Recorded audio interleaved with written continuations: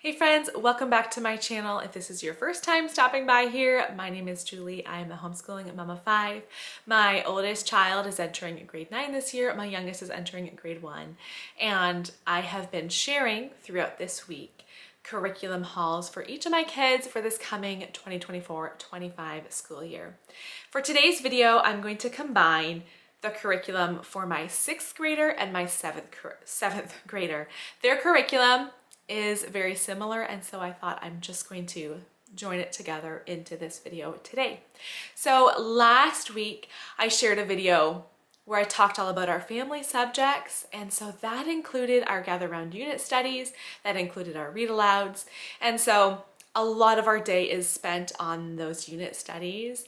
So this video today is just showing the independent work for my 6th and 7th graders outside of our family studies.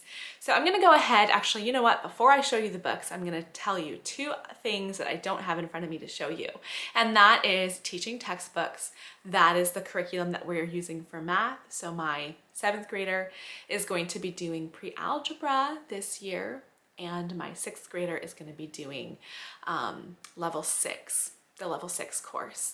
So this curriculum is on the computer, it's an app, and the lectures are given to you and they are read to you, and you have a drawing pad on the computer where you can figure out your questions, solve them, you put your answers in, and you're immediately getting a right or wrong answer. And they also have a teacher's portion where I can go in and see how the kids are doing. I get emails every day stating what their average course grade is and how they did on their most recent lesson. And I can go in and delete answers or even delete whole lessons if I need to. If there's something I can see my child needs more help with, that they can redo that lesson. So we really enjoy the Teaching Textbooks math program. So we're doing that again this coming year. Now, I'm going to be doing some typing. Well, the kids are going to be doing some typing. And so we're going to try out typingclub.com this year. I believe that's my plan. We'll start it. We'll see how it goes. But both of them could definitely improve on their typing skills. So just a couple extras, but I'll go ahead now and show you what I have in front of me here. Up here for my 6th grader, he's going to be doing this book, Can Do Cursive by Handwriting Without Tears. We've been doing Handwriting Without Tears for him since the beginning, and there's a lot of copy work, just a lot of work on cursive, and there's some kind of getting more into language arts too, talking about the parts of speech and composition. So that's what he's going to do for handwriting. Now he's also going to do the Good and the Beautiful language arts, and I keep the kids, sorry, I'm seeing some funny shadows here. I'm going to turn this way a little bit.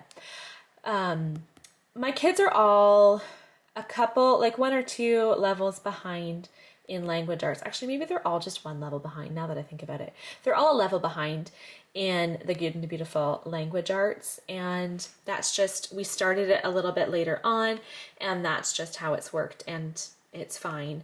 But in case you notice there, it says level 5 for him. And this curriculum is great. It includes spelling, it includes some editing and grammar and vocabulary. It also includes geography and art, which is really fun. There's just a lot included in this curriculum. Some really pretty pictures. This curriculum, I buy it in the PDF, or I don't even buy it. You can get the PDF for free online, which is crazy. You can download the PDF. Of course, you have to like print and assemble your own books, which is fine because I'm used to doing that. But the books are huge. I want to say they're like 400-page books. And so I printed, let's see if I can find a page number here. I printed, here we go, 196. So it's about half of the book, and once he gets close to the end, I'll start printing up the next half, but I don't have spines big enough for a 400-page book. This is something that Charity and Simeon, so Charity's my 7th grader, Simeon's my 6th grader. This is something they can be working at. They can both be at this level book. I do have a higher level too that I couldn't find today. It's level 7 to 8. I don't know. One of my kids must have used it and I don't know where they put it, but this is more like a fun extra through the summer. The kids have been working on these a lot because they have like mandatory brains on time most days. I say, okay, half an hour of something educational. And so they'll often gravitate towards these books and do some of these exercises, problem solving, critical thinking, patterns, and just great brain exercises for them. And then my 7th grader is doing the Good and the Beautiful handwriting. So the handwriting without tears, grade 6 is about the highest that it goes, grade 5 or 6. And so that's when we switch over to the Good and the Beautiful handwriting. So it's great though. We really like it. I love these. They'll do like copy these doodles, and they have some a fun little doodle to copy. And they're learning a bit of geography in here too, and copy work and some poetry. And then Charity is doing this book for language arts. So same as Simeon's, just a level higher. This is the course book. I also have the answer book. This is my first time printing out the answer book, but I thought, okay, it's going to save so much time this year if I don't have to just check every single question, like read them all and everything. So the answer book I think will be a big help. Lots of diagramming and spelling, some art, and all the rest of the books that I have laying out here are some books for their independent reading time. So each day the kids have some independent reading time where they are sitting and reading something that I have approved of. And so I don't usually have like a specific order the kids have to read in or whatever, but I do have a few choices for them. So Simeon, I have this to, here. These are all for him to read. And so I want him to, at the beginning of the year, he can choose where he wants to start. But this is the stack I want him to read this year.